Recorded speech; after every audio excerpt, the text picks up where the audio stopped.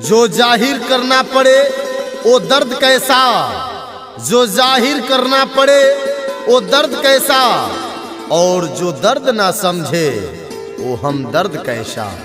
जी हाँ, जनता के जननायक, गरीबों के मसीहा, किसान मजदूर, युवा बेरोजगार के दिलों के धड़कन बनकर आपकी सेवा करने का जो संकल्प ली है पूनम देवी, आप सब अपना जनमत जिस तरह से पिछले चुनाव में दिए थे उसी तरह से फिर से अपना जनमत देकर विजयी बनाकर धनचूहा पंचायत के शेष काम की संपूर्ण जिम्मेवारी पूनम देवी के कंधे पर सौंपें।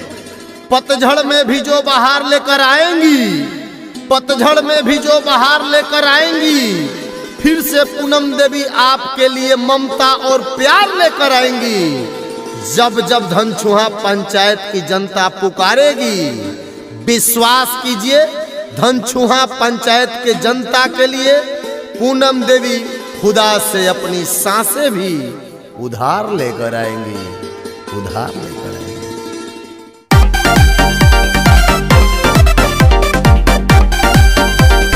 पूनम देवी जिंदाबाद, धनचूहा पंचायत की जनता जिंदाबाद।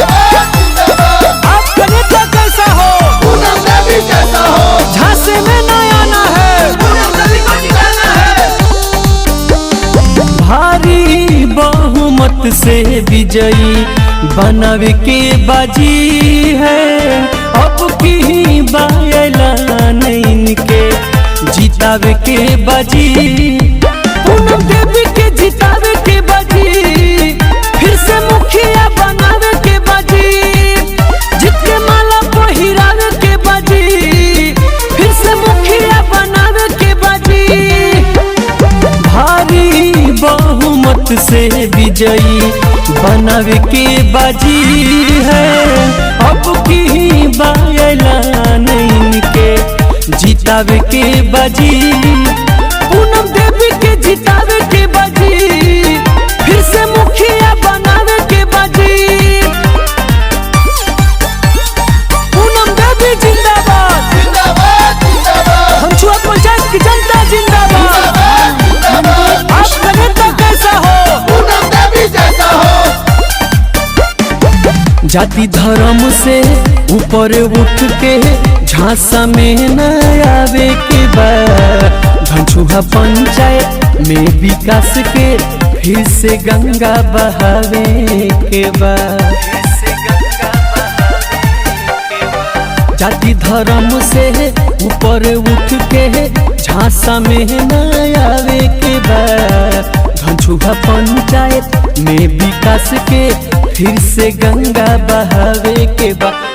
पिछला 5 साल जम के विकास भइल बाजी, कोरोना काल में सबके विश्वास भइल बाजी, फिर से मुखिया बनावे के बाजी, पूनम देवी के जितावे के बाजी, जीत के माला पहिरावे के बाजी, फिर से मुखिया बनावे के बाजी। पूनम देवी जिंदाबाद, जिंदाबाद जिंदाबाद, धनचूहा पंचायत की जनता जिंदाबाद। जिंदाबाद, आपका नेता कैसा हो, पूनम देवी कैसा हो। शिक्षा बढ़ैली, रोजगार दिलैली, साधन सिंचाई के बढ़ैली जी, जल नल योजना के घरे घरे पहुँचैली जी।